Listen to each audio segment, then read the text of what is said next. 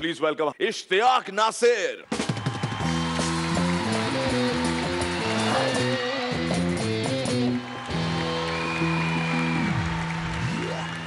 এক অদ্ভুত সত্য, মেইলি যুক্তির একটা উদাহরণ। সম্ভাব্য সমস্ত প্রেমিককে প্রত্যাখ্যান করার পর ফিস ফিস করে কাঁদতে কাঁদতে বলা, আমাকে কেউ ভালোবাসে না। আজকালকার মা বাবারা জানি কেমন, সব সময় ছেলে মেয়েদের বলেন না একদম বাড়ির বাইরে যাবে না। আবার ছেলেমেয়েরা যখন কম্পিউটারের সামনে বসে তখন বলেন সারাদিন কম্পিউটারের সামনে বসে কি করিস।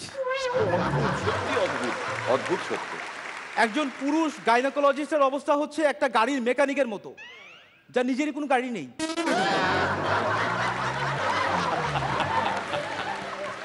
আজকাল প্রায় সব টেলিভিশনে রান্নার অনুষ্ঠান আমরা দেখতে পারি। মজার ব্যাপার খেয়াল করুন, আমরা না পারি এই খাবারের টেস্ট করতে, না পারি খাবারের গন্ধ শুকতে, না পারি খাবারটা খেতে, অথচ অনুষ্ঠান শেষ করে সুন্দর করে খাবারটা ক্যামেরার সামনে নিয়ে ধরা হয় আর বলা হয় আমাদের আজকের এই পরিবেশন আপনাদের কেমন লাগলো জানাতে ভুলবেন না কিন্তু। ডানপা বাপা সুদীপা দুই বন্ধু বারে বসে ড্রিঙ্ক করছিল। তো অনেকক্ষণ ড্রিঙ্ক করার পর যখন বিল মেটাতে যাবে দেখে যে পকেটে টাকা কম।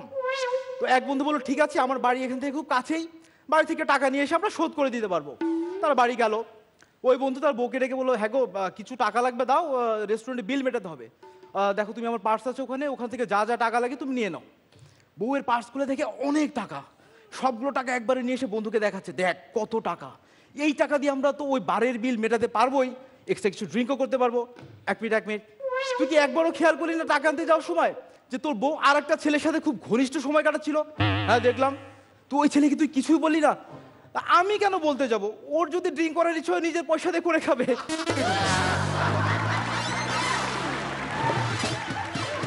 Thank you.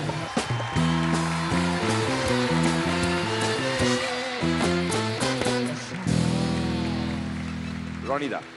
আমার এক্সেলেন্ট লেগেছে, প্রত্যেকটা অসাধারণ, খুব ভালো পারফরমেন্স। শ্রীলেখা।